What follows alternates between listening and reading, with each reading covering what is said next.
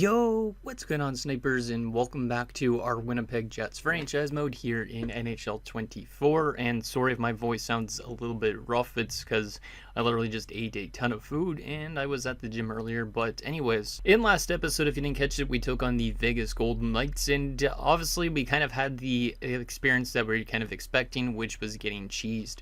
We were a very good team in the regular season, but we could not pit it together against the Golden Knights in the first round.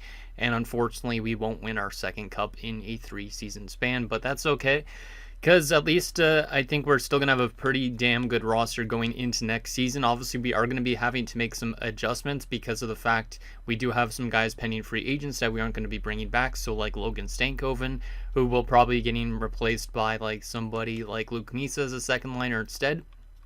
And then also like guys like, for instance, trying to remember who...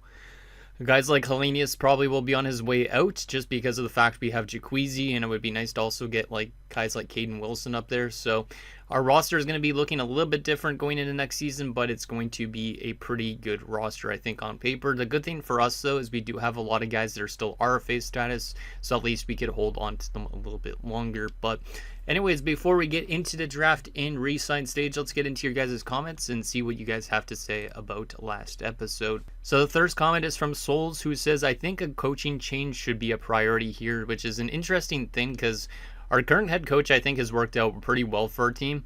But I guess we could always make a coaching adjustment considering we are kind of going through a little bit of a change, so maybe we want to find a better coach that is better suited for somebody like Palin and whatnot, because you could see Palin's not the greatest fit, but a lot of the other players are actually pretty good fits with this coach, so I kind of want to keep this same coach. He is only signed for one more season after this year, I think, or he maybe signed for 2 more seasons still, but we could always make some coaching adjustments in the next episode once we get to like the free agent portion, but we don't necessarily have to, but it might be a good thing for our team to do, because let's take a look at our current head coach.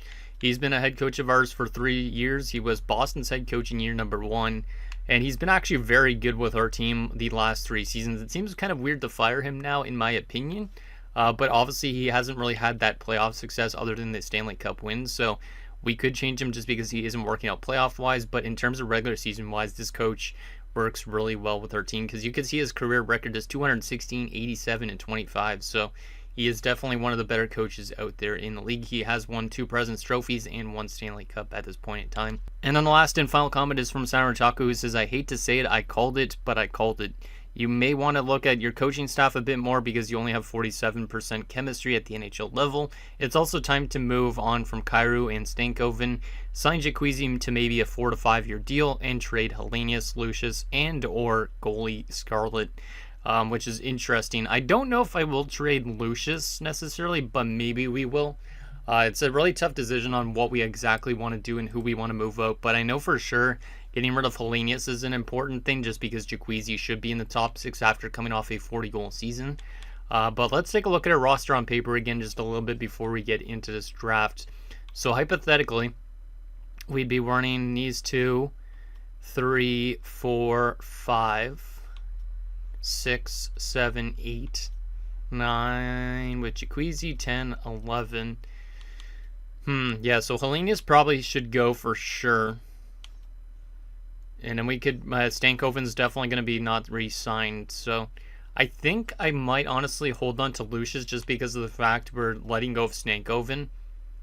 Because Stankoven isn't going to get $13 million this year because or else he's just going to underperform. I know he just came off a 100-point season, but he is 30 years old at this point in time, so I think losing him and also getting rid of Hellenius is our go-to priorities offensively.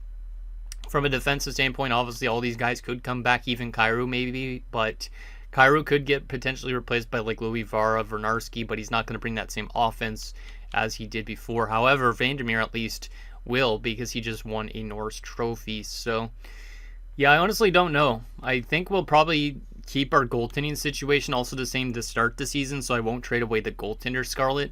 I think I'll hold on to him and King to start the season, but there is a chance we move Scarlett because King is technically that guy right now, and we don't really have much goalie prospects other than Bergqvist, so I would prefer maybe to hold on to these guys for a little bit longer until Bergqvist is ready to make that jump and replace Scarlett, but Scarlett will be a pending UFA within a few seasons only, so We definitely want to make that decision either this coming season or the season afterwards. Actually, I guess that is the upcoming season, the 850K, 333, 34.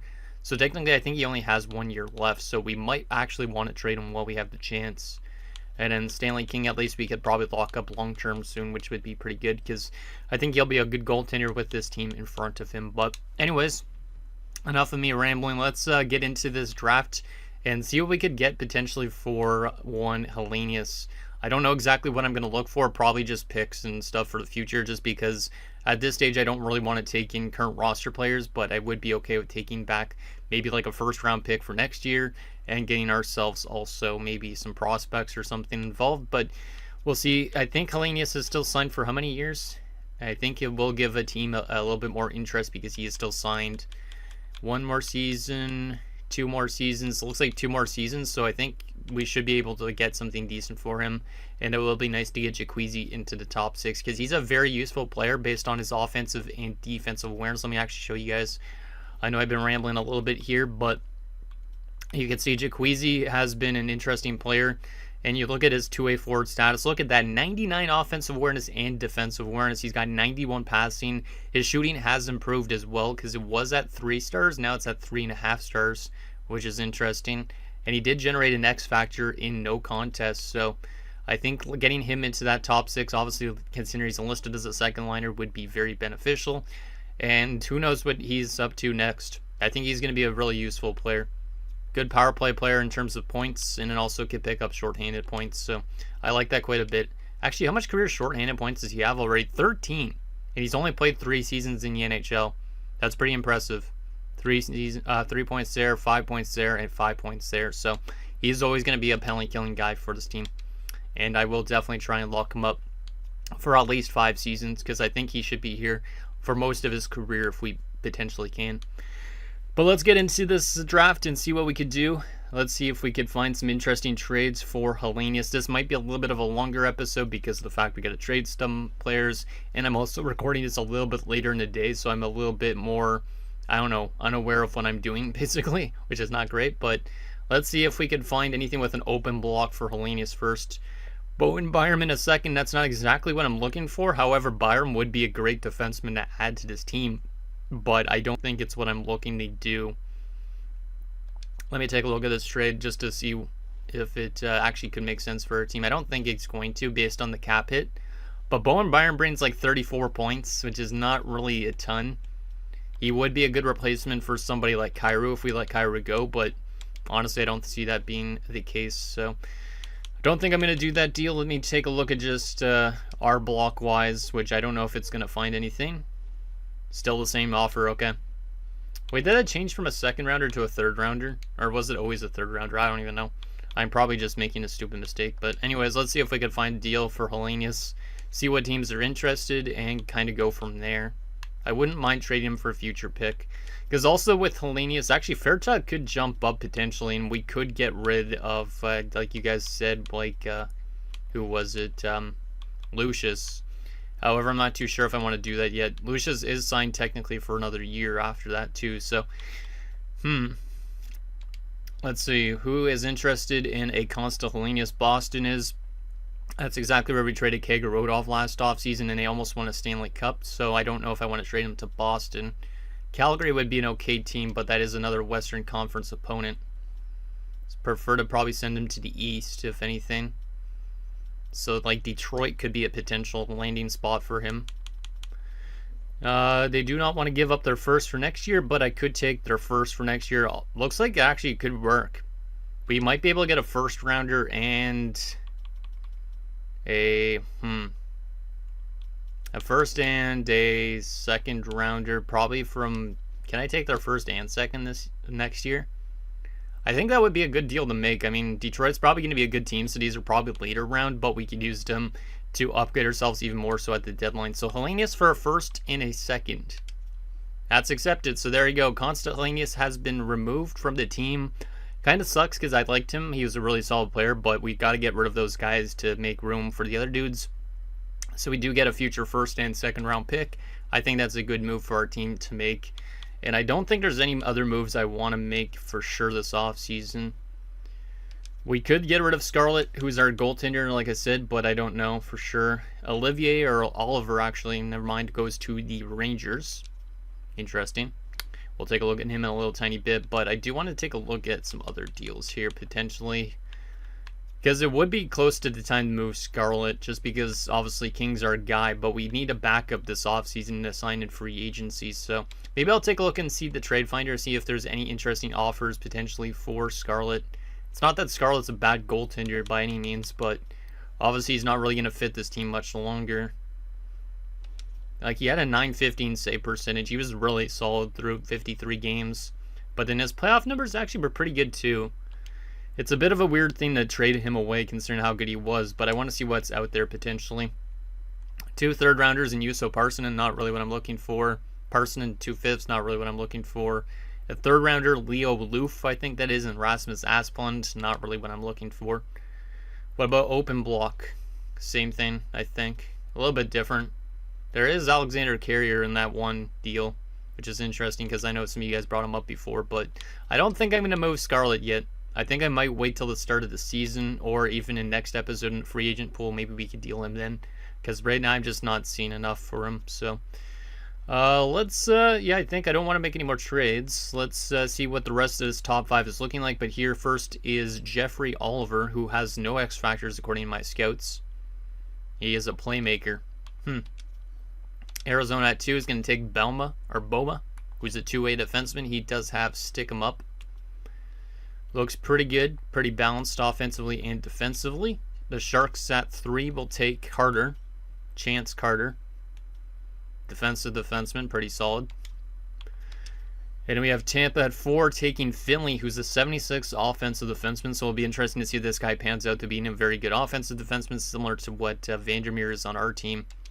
I'm really glad that we drafted Vandermeer when we did, because I'm pretty certain this guy's going to be a stud at some point. Like, yeah, I know he's already won a Norris, but I think he's going to win multiple for sure in his career. Evan Kahn going to the Calgary Flames. He's a top 6 forward, two-way guy. Let's him to our pick at 28 now. Okay, what are we going to take here? I didn't pin a lot of players, I don't think. Yeah, I don't even really know I want to draft in this episode. Biggs looks decent. We do need more goaltending prospects, but we could obviously take him later on. Vincent Biron. Wasn't I thinking of moving up in this draft? I guess not, but oh well. I might take Biron, honestly, since he's a top 4. We could always use more defensive prospects. And the rest of these guys, I'm not sure if they're guaranteed to be that good. I think this draft class is not super good on paper, so let's go for Vincent Biron and hope that he's actually a top 4, not a top 6. And he is a top 6. Damn, man, that sucks. That's not a great pick. I mean, he is an offensive defenseman, but maybe he develops into being something decent. But right now, he's probably more of a career AHL guy, but he could end up maybe being a guy that gets into our blue line at some point. I just haven't had super great luck with top 6 defenders. Okay, next round here in the second, low top 6. I don't really think I want a low 6. Shannon Baumgartner. We did pin Jonas Grimes, because he might be a low elite. That's like a chance on Grimes. Said he's a low elite. Come on, Grimes, please. Low 6. Yeah, we're not going to have the best draft this year. We've had some really good drafts in the past, though, so I don't mind too much. He does actually have some pretty good shooting for a low 6, though, so there is a chance maybe he becomes a very good AHL scorer, or maybe he gets in the NHL at some point, because we have generated some good growth with some guys with lower potential. The good thing is now we actually have, I think, 3 first-round picks next year, because we have Boston's first rounder for next year as well. I'm pretty certain. So we are kind of stocking up a little bit on draft capital, which is nice, and hopefully next year is a good draft for us. This guy's listed as a gem, which makes me think I should draft him. So, you know what? We're going to go for Vasilyev here. Low 6 as well. Damn, man. Yeah, we're not having the best of luck draft-wise, but oh well. Hope that some of these guys develop into being something decent. Number 92 now. We might take that goaltender if he's still on the board, which I think he is. Yeah, let's go for Damian Biggs. He's listed as a gem, so I think he's guaranteed to be a medium elite, so that will give us another goaltending prospect that we could develop while Scarlett gets removed from the team at some point. So Damian Biggs, welcome aboard. Medium starter, not great. I mean, it's starter potentially, so he could still beat something. But he's not going to have the highest ceiling in the world. He could still develop into being a good player for us, though, because sometimes elite goalies don't simulate elite-wise, playoff-wise, but starters do. So I don't mind that pick, but hopefully he develops into something decent. Yeah, this draft class is not good, though, because you can see there's already bottom 6 forwards going. We did miss out on a medium elite goaltender in LeBlanc, but I don't think I even had him pinned or scouted at all, so not going to be mad at myself about that pick. But yeah, this draft class, Sweeney and low elite there. Isn't the best on paper, so there is some low elites out there, but our scouts didn't really find them, which is not great. Tate Roloff, I don't really know what I want to go for at this stage. Like, medium 9s are not great, really. I prefer to see if we could find ourselves a low elite, but I don't know if we will. Philippe Lancelot. I think that's the first time I've seen that generated name, Lancelot. Or La Lancelot. I don't even know. Adrian Conacher, 20 years old. Those guys are supposed to go later, so probably wait on them. I might as well just go for this medium 9, to be honest, even though he's 20. I would rather that than a medium 7th, to be honest. 58, though, at 20 is terrible. Yikes. I mean, he does have good passing out of the gate, so who knows, maybe some of these guys actually develop. But yeah, this draft class is one of the worst draft classes I think I've seen in a while. Especially in this franchise mode, at least. Grollo. Yeah, this is not great. I don't know if I'm going to find anything decent in these stages. But that's okay, because like I said, we've had some really good drafts in the past, so to have one bad draft is not the end of the world. Let's take a chance on Lancelot early. Medium 7th. Oof. Yeah, it's not great. At least he is an offensive defenseman, but probably not going to make it. And oh yeah, we didn't have a 6th-rounder, so our last pick of the draft, we just missed out on a low lead apparently. But my scouts have not done a great job, so I can't really tell who's a low lead and who isn't. I don't want to go for these 20-year-olds, or the 20-year-old. I could go for this 18-year-old, so let's go for Jamie Chung. Let's see if he's a low elite. He's a low 4. Damn. That would have been nice if we got Cursillo, but I don't even think I had him scouted at all. So there is our draft. Not a very good one by any standards, but hey, at least it gives us more prospects to potentially use. Maybe we could even trade some of them away at some point. It's not the end of the world. And we got rid of Hellenius, and we got ourselves a future 1st and 2nd, which is probably a big win for our team. Hopefully Detroit does bad next season, which they probably won't, but you never know. Let's reassign our AHL coaches, because our AHL coaching staff, I think, has done okay. Obviously, we could always replace some of these guys at some point, but obviously, like you guys said, we could replace our NHL coaching staff as well if we want to, but I don't really know if I want to, but we'll definitely take a look and see free agency-wise if there's any options when we get to that spot. So there you go. Coaches are re-signed, hopefully, and then we'll also re-sign our scouts. Hopefully these scouts could do a little bit better job scouting-wise than this season. I might have to start finding more good scouts out there in next episode as well. Matthew Jelena will sign Mr. Keaton Sims. Anybody else? Yes. Yuri Nikolishin. And that is it. Perfect. Okay. So, re-sign stage-wise, this is where it's going to get interesting. At least we have a lot of RFAs, I think, so that's always good. Unsigned-wise, do I want to sign anybody yet? I don't think so, but if you guys think I should sign some of these guys already to ELCs, let me know, and maybe I'll sign them in the next episode. But you can see we do have a good amount of defensive prospects, but our prospect pool here for unsigned guys isn't as strong as it's been in the past. Bergfist is a big one, though, for the future at least. But starting off with our RFAs, yeah, we have a lot of RFAs, so let me go actually to the UFAs first. So we're going to go to the bottom of this list. I don't think I'm going to sign Sokolov. Not going to sign Holmberg. Fairchild is a 67/21. That's not very great, so I'm not going to sign him either. We could sign Shrimp.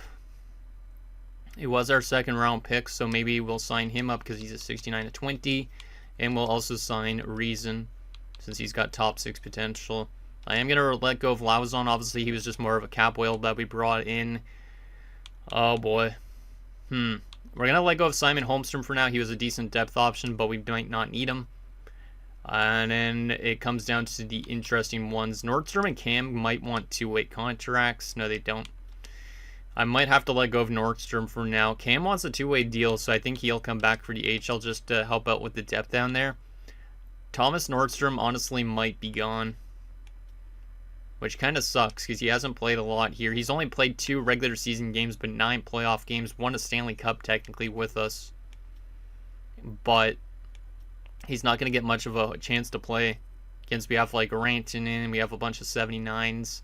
So yeah, I think Thomas Nordstrom, unfortunately, is going to have to leave the team, but he could come back at some point as a free agent signing if we need depth defenders. So that kind of sucks. And then these 2 guys, I think both of them probably will end up leaving. Maybe Cairo comes back on a 1-year deal. Maybe not. He's wanting almost close to $10 million. But Logan Stankoven's definitely gone because I can't justify giving him 8 by 12.1. There's just no way. Or I can't even give him a 1-year deal at 11.5 or 8.5. So Stankoven's definitely gone, which means let's turn our focus to the RFAs here. Let's go to the bottom of this list and start qualifying all these younger guys. Or actually, we could send them 2-way deals for a year. That's fine. Because I don't mind giving them a 2-way deal, obviously.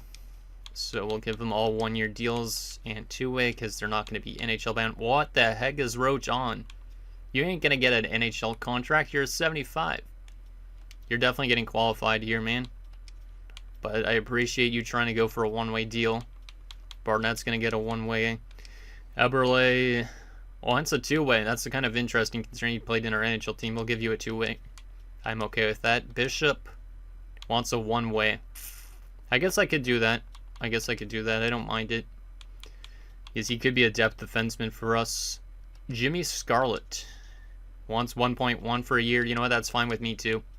I'm okay with paying some of these guys a little bit. $850 for Rantanen. Let's do that too.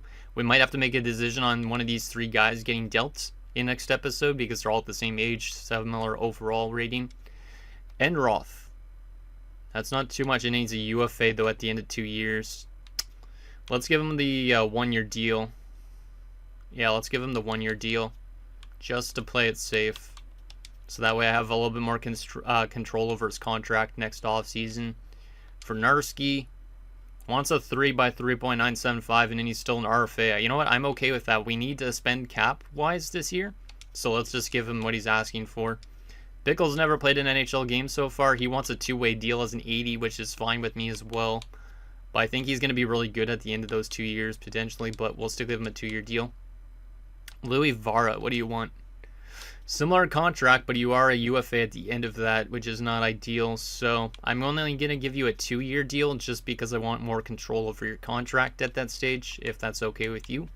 So we'll do a 2-year deal at 4.5. And then Jacquezi's the big one. Ooh, 5 by 8.4. I really like Jacquezi a lot. And I think his value is just going to go up and up. If I go to 8 years and I try the 85% trick, can I do that? I know some of you guys might think I'm crazy doing an 8-year deal for Jacquezi, but I really like how he could play power play, he could play penalty kill, 5-on-5. Like, this guy could literally do everything. So I think that makes him a very valuable asset that obviously other teams were going to want eventually. So if we need to, we could always trade him away at some point. But I think for now, I think he's going to be a guy that's going to be locked up long-term with this team. Let me try and get this 85% trick worked on so I can see how much I can maybe offer him. Maybe down to 8.14. We have the cap space as well, so might as well do it, right? 8.15 for 8 years. I think that's a good contract for a guy like him, and very deserved after that good season. So let's advance a day and see if those guys accept, and hopefully we don't get any rejections. If we do get any rejections, we could obviously adjust contracts-wise, but I think a lot of players will want to come back to this team based on how good we've been doing over the last few seasons. Let's go through this. Any rejections? I think there was one rejection I saw. Oh, it was Jacquezi that rejected. Okay, that's not great. But the good thing is I could still try and get him for that around. So let's go 8-year deal, and let's see if I can maybe get him to 8.5 should do good. I think I offered him 8.15 last time, so it's quite a bit more, but 8.5 even for 8 years is not really that bad, and it doesn't break the bank too much, so I don't mind that. They'll put us at 30 million in cap space to still sign Cairo. So we could potentially bring back Christian Cairo for 1 year, which I'm not opposed to considering he's a great offensive defenseman. So let's see. Will Jacuzzi accept the 8.5 for 8 years? He rejected. I was clear on how long I was willing to stick with the team, but you've chosen to offer something different. What if I gave you more money? He wants to be a UFA at the end of 5 years, I think, but you know what? We're going to sweeten the pot. You're worth it. 8 by 8.8. It's a lot of money, but I have the money to spend, so might as well spend it, right? And then we're going to maybe get Cairo on the 1 year deal, but not just yet. Stankoven definitely I still think isn't going to come back just because of the depth, and we're going to have to get guys like Luke Misa up to the second line. Not Michael Misa. I was thinking of Michael, but Luke Misa up there. So let's advance today and see if Jacuzzi accepts. He accepts it. So there you go. 8 by 8.8. A little bit pricey, but I think it's worth it based on all the things Jacuzzi could do for this team. And he's going to be on the top 6 now this season, not the third line, which is awesome. So I like that contract a lot. And like I said, we still have $30 million in cap space to spend. So we are going to re-sign Cairo for a 1 year deal. And I'll give you 10 million bucks because we have the money to spend, and I want to get to that floor. I don't want to be below the floor like last season. So let's advance and see if he accepts that, and he does. So we're down to 21.365 million cap space. We technically could re-sign Stankoven, but it's really pointless because if we look at our roster on paper now, we obviously have our 2 goaltenders. We have basically 1, 2, 3, 4, 5, 6, 7, 8 defenders that could play. So this is where that log jam is. So somebody on this defensive core will have to get moved out. I just don't know which one because all 3 of them are 23. So somebody will have to go. Somebody could be a depth defenseman. The other one will actually play. I'd be leaning towards maybe using, actually Ranton's list is top 6. Same as Scarlett. Bishop's still a depth defenseman. So I think it's between Scarlett and Rantanen. One of the 2 of those guys go. And the other one is Bishop, who will be a depth defenseman. Right wing wise, we got 1, 2, 3. Fairchild maybe is a 4. 5, 6, 7. Potentially 8 there with Lannon. 9, 10, and then 11, 12, 13. We almost might have a full roster at this point, so yeah, there's just no point on bringing in Stankoven with who we have down the middle. Like I said, even considering we drafted Goldman not long ago, Goldman's going to get up there at some point to take over that Stankoven spot, so yeah, Logan Stankoven isn't going to come back even with the cap space we have available to us. So, Logan, thank you for your time here. Thank you for 100 points last season. Thank you for contributing in our Stanley Cup win that we had, all that type of thing. But best of luck to you in free agency. And that is definitely a tough one to do, but I think it makes sense for us to do that. And now it's going to be interesting on what we do the rest of this offseason. Because now we have still a very good team on paper, but what are we going to need to sign? Because let's see, 3, 6, 7, 8, 9, 10, 11, 12. Okay, and then we could use technically Fairchild and Cam if we want as depth options, or Rafalski. Okay, we might actually already have a full forward group. Because I'm thinking Misa, Groshek, and Jacuzzi, or Irving for that matter even.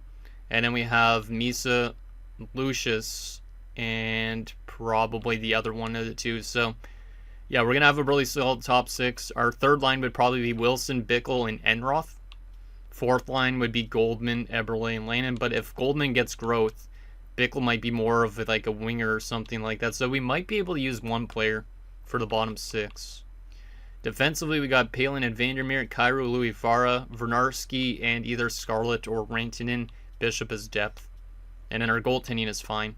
But Scarlett is a pending UFA, so if we want to make an off-season trade, we could trade away Scarlett and sign ourselves a new backup. But I think our team is going to look really good again next season. And like I said, we could make some coaching adjustments if you guys really want me to. But let's take a look at the free agent pool and also the trading blocks just in case there's anything out there that is interesting. So starting off with, I guess we'll go to the free agent pool. Let's take a look at what is out there for potential free agents UFA-wise. If we did want to trade away Scarlett, who could we sign as a backup? I mean, you have like Jake Reeves, Shesterkin as a backup's not a bad option. Joseph Woll, Arthur Silovs, Akir Schmid. A lot of older type of guys. Ratzlaff might be okay as a backup. I don't really know if we would want to trade anyways. Buchanix even, he's only 25. Second round pick of the Wild. How good was this guy? Not very good. Good in the AHL playoffs. This guy might be an okay backup option if we just want a pure backup. And then, like I said, we could trade away Scarlett if we want to. I mean, the other Scarlett might not be happy considering we could say that those guys are siblings. But from a defensive standpoint, if we wanted to upgrade our defense, which I don't think we really want to, but I still will scroll through this a little bit. If you guys see anything interesting out there, let me know. I could always bring it up next episode-wise. Wow, Noah Hannafin's still playing at 36 as well. A lot of older type of guys in free agency. Charpentier is 79 at 24. He's a UFA. This guy would be a great addition for the top 6, but we already have like a bunch of guys that are in that exact same role, exact same type of age range, so I don't think it's necessary for us to even target a defenseman. Considering we brought back Cairo. If we didn't bring back Cairo, obviously I would bring back somebody else, but in terms of offense, I don't know if there's really much we need even here either. Unless we just need like a depth forward or something like that. So somebody like Raphael Lavoie. So this is a depth forward. Liam Greentree. For some reason I was thinking Logan, but Rory Taylor. Is this a generated guy? It's kind of weird that this guy's already 27. So I don't think he's real. 61 points in 72 games in the AHL last season. Career AHL player. Looks like a really solid AHLer, but is he good enough for the NHL? I don't know, but still, that's not a bad option for the bottom 6, or as a depth forward if we want to use him. Like, he'd basically be like the replacement for Simon Holmstrom, and he's asking for less money, which is kind of nice. The question is, are we actually even at the cap floor? Because we might need to sign still cap whales, even with this good of a roster, which is kind of funny. Parks 81, that's pretty damn good, but I honestly don't even know if we really need anything at all. Because rather promote from within, there's also Shea, who's a former second round pick. Pretty decent defensive numbers for Alex Shea, but he's listed as a 4th liner. Which I would prefer somebody listed as an actual depth forward, or else they might complain. McDonough. What about center-wise? Because I always like to sign depth centers. Braden Point's in free agency, and obviously there is Logan Stankoven, and a team is actually interested. The Sharks are interested in him, so he might actually get a long-term deal with the San Jose Sharks. There's also a former high 6 that went 11th overall. Greg Gill is in free agency. I don't really need this guy, but that guy would be a replacement for Logan Stankoven, but we already got Luke Misa already anyways to jump up into the top 6, so kind of pointless. Like I said, we could use a depth center maybe, but I honestly don't know if I want to do that even. Miguel Marquez might be okay as a depth forward. There's also Unger Sorum. I know it's a Norwegian. No, it's Swedish. Okay, never mind. I thought that was Norwegian. Tierney. Oh yeah, Tierney. I remember this guy being on the block. 79 overall, low lead to 25. That's not a bad depth forward, to be honest. 26 points. Interesting. Gavin Tierney. We could take him from Vegas since they knocked us out in the playoffs. So there's that. Let's take a look at the trading block quickly as well. And then I think that'll probably be it for this episode at that point in time. Obviously, we can still make more moves if there's players on the roster you guys think I should get rid of, other than Scarlett. But I think Scarlett would be probably the only one, and then we'd bring in a new backup. But we could always just hold on to Scarlett. Logan Cooley's on the block. Geez, okay. Well, I'm not going to bring in somebody like him because we don't need him, but still. Good to see some good players on the block. This Perjogin guy, who's currently an RFA, doesn't look like he's really panning out too much. So I guess Buffalo's been like scratching him or something. McNeely's only got 1 year left and he's an RFA and is a goaltender. It's kind of interesting. So there is kind of interesting players on the block, but nothing that I would really want to add to this team with how good it already is. And like I don't want to have to scratch younger guys too. So who was that Brathwaite dude? A low starter that's a 79. Even this guy would be a good backup to have. Ricardo Brathwaite. Has he ever played in the NHL? No. Looks like he had a really good playoff in the AHL last year. So we could always try and bring in Brathwaite if we want to bring in a backup too. And then we could try and trade Scarlett to Chicago if they need him. But we can always just hold on to Scarlett and let him go to free agency next offseason, just to hold us up to the cap floor, because I don't even know if we're at the cap floor. I'll take a look at that after I take a look at this, just to make sure we don't need to actually sign ourselves still a cap whale. But we honestly might just keep the team the same just because of that cap situation. It's just kind of funny that we're this good of a team, yet our cap isn't a problem. Like, at some stage, the cap is going to be a problem for sure, but not right now. Shane Wright on the block. Like, there's some really good players out there, but we already have a really good team. I'm really excited to see what Jaquezie could do in that top 6, because he might be, honestly, one of my favorite players in the series so far, up there with Irving and Groshek, just based on how good he's been offensively. He's been even more of a surprising player in a sense, though, because of that shooting categories not being the best, and him having 40 goals last season. Yeah, I'm not really seeing anything that I would really target in terms of bringing in trade-wise. I mean, if we want to bring in somebody to help out the defensive core, there's options, but I don't think we really need to with, like, Rantanen and all that. In the internal competition we currently have. Let me go to proposed trade. Are we underneath the trade or the cap limit? It looks like we're just above it.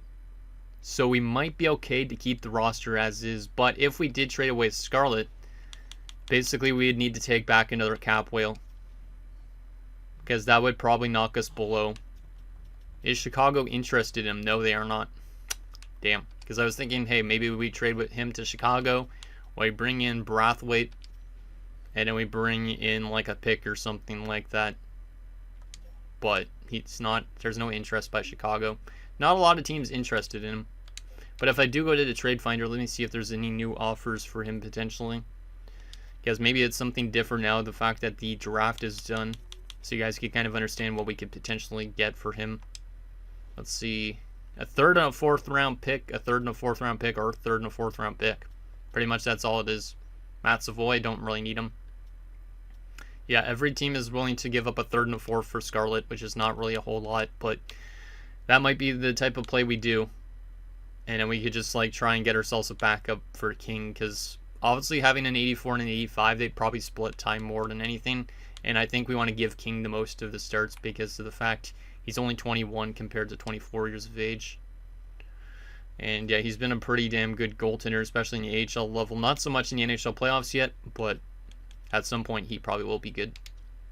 And he's also a pending RFA at the end of the season, which we'll have to pay him, obviously, over paying Scarlett. So anyways, guys, that's going to do it for this episode of our Winnipeg Jets franchise mode. So in next episode, we will take it to free agency. We might make some signings, maybe some more trades if you guys think it's necessary. It'll be interesting to see what our team's looking like at the start of next season and how it will simulate, obviously, without Hellenius in the top 6 and now having Jaquezie. So anything down below, and I'll see you guys next time.